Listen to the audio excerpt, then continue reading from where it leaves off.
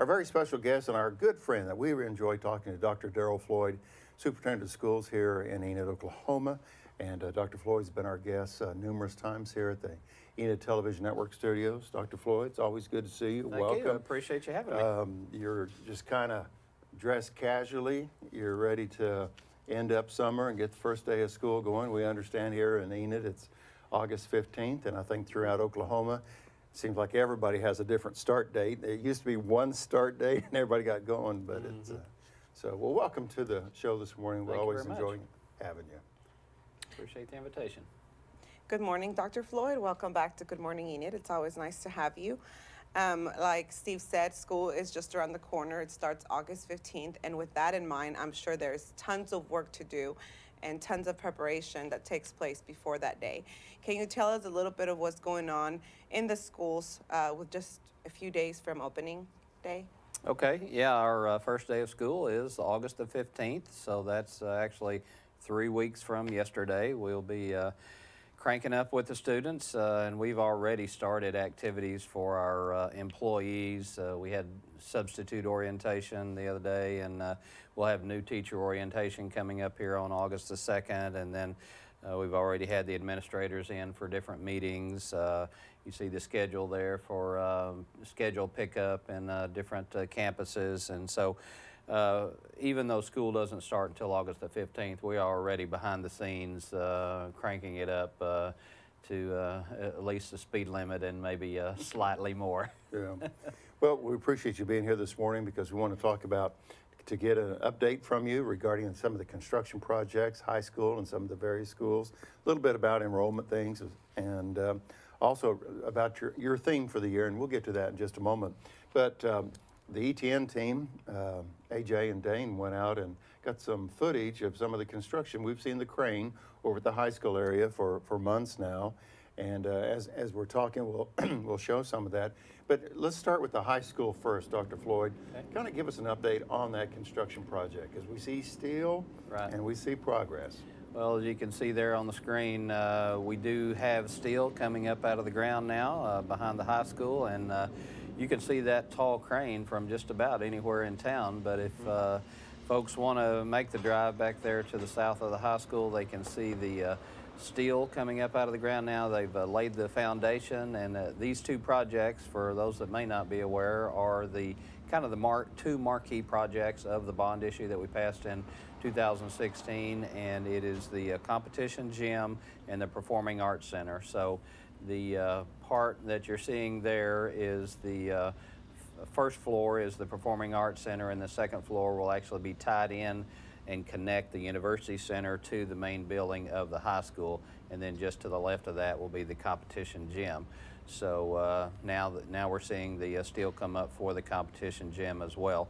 And for those folks that have been in Enid forever, you know that for 50 years or more, folks have talked about the need to have a competition gym at the high school on site, so that I mean the Mark Price Arena and the convention, the event center have been wonderful facilities. We have great relationships with the city, and appreciate that good working relationship where we play games there. But it's still kind of an away game at home because the kids practice at the high school and then play their games at that great site. So we're happy to finally get that project underway, and completion date is scheduled, hopefully, crossing our fingers, a year from this Christmas to be in that facility, in both of those facilities, the competition gym and the Performing Arts Center. Well, the weather's been good, and hopefully the fall and the wintertime will be good as well to keep things moving forward. So That's right. It's always exciting to see construction projects like this. I'm sure the kids are excited at the school. Do you have any other construction projects that are coming up or pending in the future that you'd like to share? Oh yes, we have construction projects going all throughout the school district, not quite as visible as those two because of the big cranes and everything, but you might recall that in our 2016 bond issue, we actually had several different pieces of that. We had a technology piece that we now have fully implemented, so we have one technology device for every student in the district now. We're proud of that. We have a safety and security component to where we are now creating very safe and secure entrance vestibules in a number of different campuses that didn't already have them.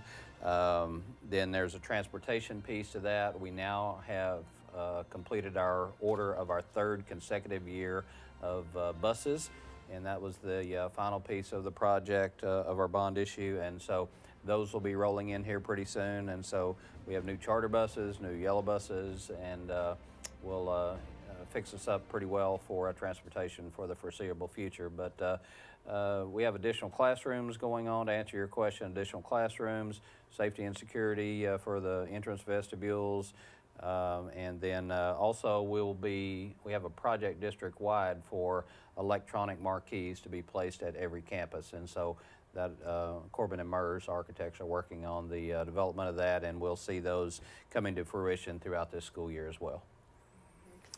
It's 7:45 on this Thursday morning. Thank you for joining us on Good Morning Enid, our very special guest, Dr. Darrell Floyd.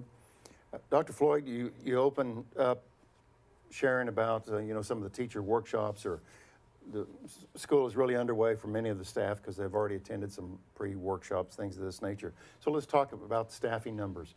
Do you have everybody in place? Is there more opportunities?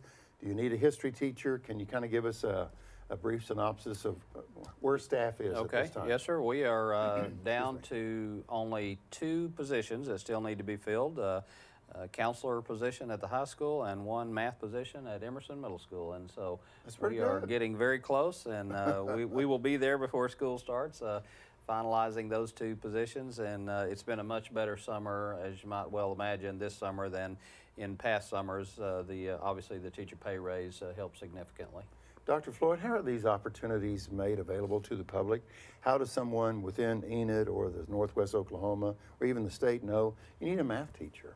How do they know that? It's all online nowadays. Okay.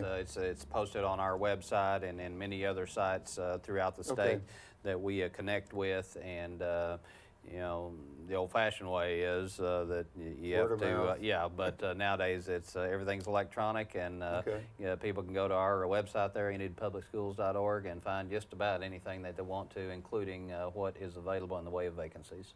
Yeah. And the football schedule, right? Football schedule, yeah. August, we're For some of us cranking that it up. are huge football fans, excluding Sarah. So. I was like, we're in July. Why did this come up? Hey, it's football season, girl. So obviously there's a need for teachers because of student enrollment, we know that. Can you tell us a little bit about how the numbers are looking with student enrollment this time? Well, when we ended the year last year, we had just under 8,000 students in Enid Public Schools, and we won't know until school cranks up whether or not we'll be above or below that, but hopefully we'll be slightly above that. And there's always this mindset, I have no idea why, that some people think that school doesn't start until after Labor Day, but that's not the case. We do start on August the 15th, so hopefully everybody comes on that day. Dr. Floyd, in the olden days. Back in the day. But I anticipate we'll be right around 8,000 or slightly under 8,000 students. In preparation for the show, Dr. Floyd shared with me the theme for this school year, and I remember in previous visits that we've had, there was a theme this year, Together We Are Stronger. So kind of elaborate a little bit on that theme, because I know you've had this theme or goal or, Yeah, we try to choose a different one every year, and we had the teacher walkout back in the spring, and so we kind of parlayed off of that, and thought we would focus on that, binding that effort into a strength this school year. So Together We Are Stronger is our motto for this year, and that includes certified staff and support staff and students and parents and community members and businesses all rolled together to formulate moving in the same direction for the benefit of students. So Together We Are Stronger will be our motto this year. Okay. Now, Sarah, Dr. Floyd, Sarah has a question that I'm really looking forward to hearing your answer to this. The pressure's on, but I think this is such a great... I might not know the answer, but I think this is a great question that Sarah has for you. Okay. All righty. No pressure whatsoever. Well, we know that you guys are working really hard to prepare for this opening and day on August 15th, but what can the parents do to help their kids be successful throughout this upcoming school year? Parents are the first teachers, and they educate kids at home every day. We try to educate them to the best of our ability while we have them during the school day, but obviously it takes a lot of help and assistance and support from the house, and it's a great idea if parents can, especially with their young kids, read with their kids at home and make sure that they have the right supplies and good health and nutrition and sleep. All that's important coming into the school year, and then maintaining that throughout the school year. So you know, we can't do it all ourselves at the schoolhouse. We've got to have that support from parents at home, and encouraging their kids to do their lessons and do their homework and get enough sleep and all that to fully prepare for both the academic side, but also the extracurricular side, because that's a time-consuming process as well, but also a very important piece of educating the student as a whole.